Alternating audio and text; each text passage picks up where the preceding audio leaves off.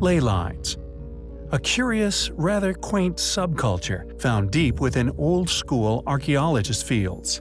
Like that of the crop circle, they are looked upon with an air of cynicism. The ley line is another intriguing theory that once one begins to dig into, finds the work of passionate, revered, and highly capable individuals who pursued the subject with hunger. One begins to see a rather compelling and convincing side to the field of study, which the deeper one digs into, the more convinced one can become. The Earth Mysteries movement. Much of modern culture is aware of the rebellious nature during the 60s.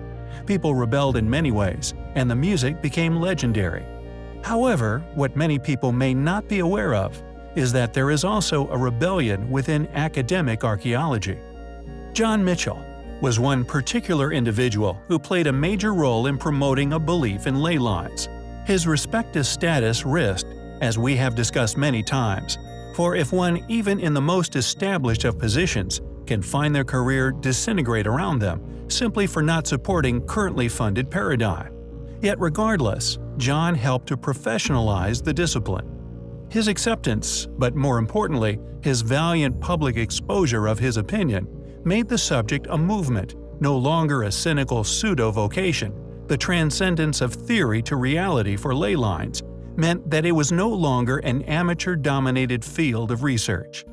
As one would imagine, these so-called ley lines, upon exploration, began to suggest that not only were they indeed real, but an ancient, advanced, lost, or possibly hidden civilization not only built along them, but that evidence began to mount that, by doing so, energy fields not yet fully understood in the modern world were somehow being harvested or utilized by these ancient structures. Inevitably, this deepening of controversial conclusions made by many capable archaeologists, they inevitably began to be battled against by mainstream institutions. It was in the latter decade that advocates of energy fields and their significance within an extremely ancient culture, who somehow knew of these complex grid systems, was ultimately the rub, as with the pyramids. It is the advanced nature of ancient ruins, later realized, which sentences said site to dismissal, conspiracy, and ignorance by funded institutions.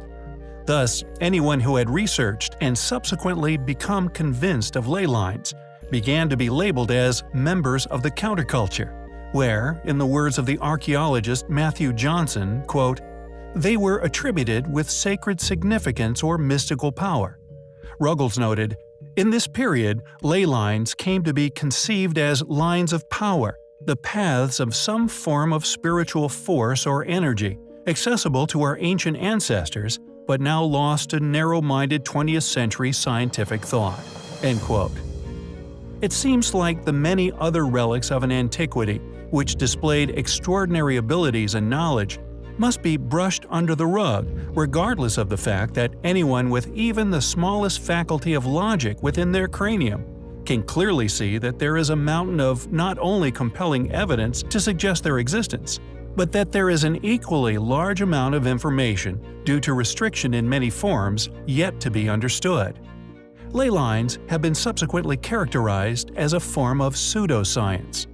Within the Skeptics Dictionary, Robert Todd Carroll noted that none of the claims about magnetic forces underpinning putative ley lines have been scientifically verified.